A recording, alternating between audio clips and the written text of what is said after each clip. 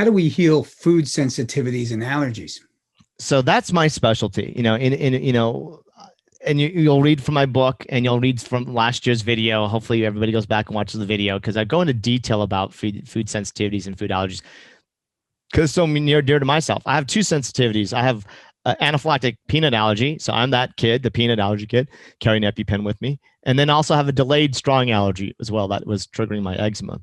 And so when we look at food allergies, we test it. We like to do blood testing. We do specific blood testing. Now, the controversy of the blood testing is the following. Conventional allergists only do what they call IgE testing, which is like looking for the anaphylactic peanut allergy like mine. So when someone goes sees an allergist, they usually do like 8 things: eggs, dairy, shellfish, watermelon, peanuts, things that people might eat, have an anaphylactic reaction, tongue swelling, respiratory issues. I need to have an EpiPen, life-threatening allergy. 2% of the people or less have this allergy. 98% of people don't, but they can still trigger an inflammatory response within an hour. This is where conventional medicine is failing because they're just looking at, if you have a life-threatening issue, we can help you. And if you don't have a life-threatening issue, then follow up with your primary care, kind of issue. And so anything that's chronic, that's just triggering an inflammatory response, but it's not life-threatening. So if you're having heartburn, reflux, diarrhea, constipation, if you're having headaches, if you have joint pain, any kind of itis symptom, you can have that either within an hour of eating a food, or there's a second type of reaction called a delayed, an IgG4 reaction. And that happens a few hours up to 4 days later. We do a blood test and we test for both. Now, the interesting thing, when you go see a naturopath or chiropractor or alternative health provider, they're only able to order the IgG4s, the delayeds, because they're not MDs, so they can't do the immediate reactions. And then when you see an MD, they don't understand the delayeds. They don't care about the delayeds because they're just worried about what could potentially kill you. But they do that and they only limit it to like 8 things usually. So there's two systems that are trying to help the patient, but they're really missing the totality of like, hey, you need to look at every food that person's eating, whether it's an immediate or delayed reaction, plant, animal, vegetable, grain, or legume. To us, it doesn't matter. So where I differ from my plant-based colleagues is that sometimes my plant-based colleagues will say, just go plant-based and everything will be fine. That's it. Now, 82% of data will show, our clinic will show, everybody will show, people get better. How come it's not 100%? Because your body has the right to say, I don't like this, even on this side of the aisle, right? So you can, and I get people all the time coming back with positive for kale or almond or, avocado or something. It's a superfood. Oh my God, it's supposed to be so good for you. Stuff, all the phytochemicals or the power greens. Well, if they're eating those power greens, they're just getting more inflammation from an immune perspective. Now, how do we treat it? Once we figure out there's 2 ways of treatment. Number 1 is avoidance, obviously. But number 2 is looking at how to desensitize the patient. So sometimes what we'll do is that we have a computer program, and based on the scoring and based on the class, and this is where you have to understand foods, you have to understand classes and reactions of foods, is that we rotate those foods on a certain basis, okay, like every 4 days. In a systematic fashion, you can actually retrain that person's body to become more tolerant to the allergies. Some people will want to do something more specific, say, oh, this thing is too complicated for me. Can I just train my body quickly, easier? Well, then we do something called sublingual immunotherapies, allergy drops.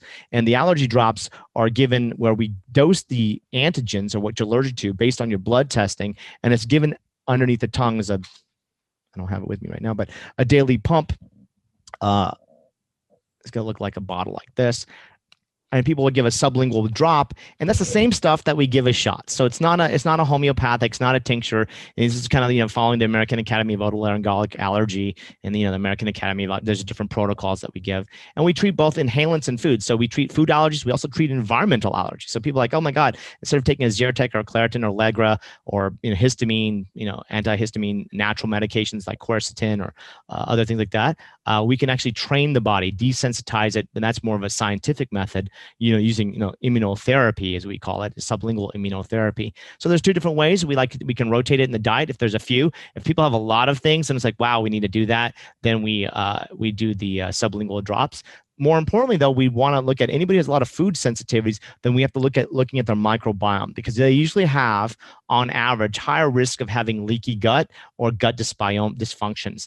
And once you get that fixed, interesting enough, their allergies or the sensitivities to the foods go down. So usually there's something that the foods are coming in, it leaks into the gut, triggers an inflammatory response systemically, and then not just locally but systemically, and we can actually improve their tolerance. So it's not just avoidance and tolerance training, but it's also strengthening the body. Where's the first place where all this is going to go into? Your GI tract. So we definitely evaluate the GI tract microbiome, and if you strengthen that, even people who have severe IgE reactions, their reactions will get lesser over time.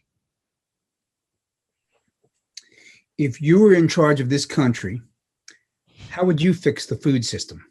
Wow. I don't think they would choose me to run the country. There's too strong lobby groups for that.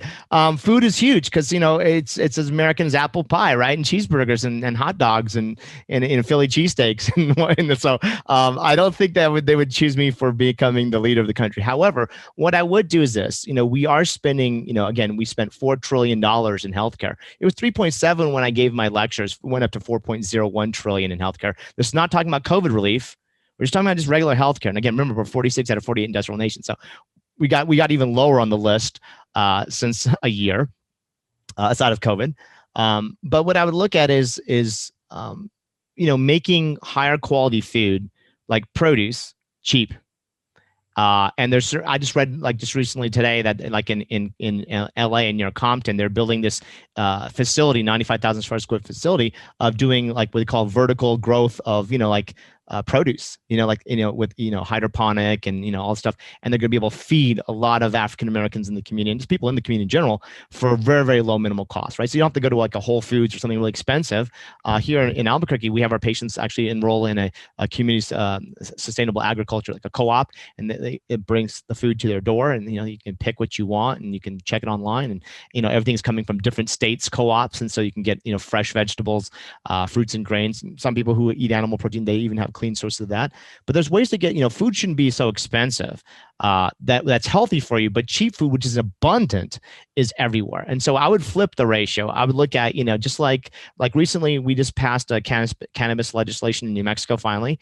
And how the state's looking at it is okay, we're putting a 12% tax to 18% tax on cannabis plus our gross receipts tax so you get 30% tax on that. But it will still then go back to different funds, right? Schools and infrastructure and roads and blah, blah, blah. So I would look at the same thing with fast food. I'd want to make the cheap food that causes the highest problem in our healthcare a little bit more expensive, and the healthier food's cheaper. So just like tobacco and alcohol, I would tax the things that what I call sin foods. And I think I'm not saying that people cannot have a cheeseburger or people cannot have this, but the problem is if you look at the relationship of eating those foods and what it costs us as a taxpayer. Remember, because corporations aren't paying taxes. That's the other thing. I'd be making corporations pay taxes for that because they ain't paying their fair share. You and I are paying our fair share for people who are being unhealthy, and they're being unhealthy not purposefully. They're being unhealthy because they don't understand the ramifications of how the food is actually negatively impacting their healthcare. This is just how it's being driven. And if you read my book, I'll go into 400 pages of 1,500 studies showing you the marketing aspects of why people think grass-fed is better or farm-raised or fresh wild caught is better. Or what isn't chicken white meat better? All that's just marketing, and I'll go into the details of that. So people need to understand, they're not here. I said this before, but they're not here by default. Their disease is not there by default. It's by design. We're not the global number one leader in the economy in the world is us, and we're actually performing the worst, even with COVID deaths, right? So what is the mismatch? Something is wrong with what we're doing, and part of it we have to look at the food. So I would go back and flip the ratios.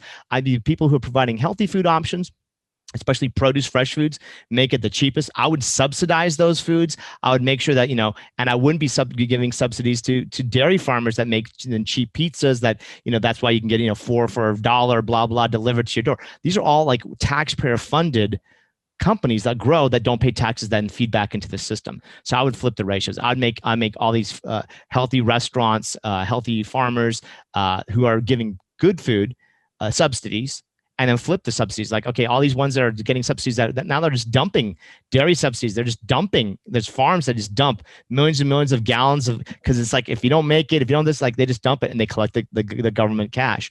We would want to change that. So I would flip the ratio of really making sin foods a little bit higher cost, and then making affordable foods or healthy foods more affordable, so that people have access to that, right? Because right now, why they go to fast food is because it's cheap, right? It's cheap, easy, and convenient.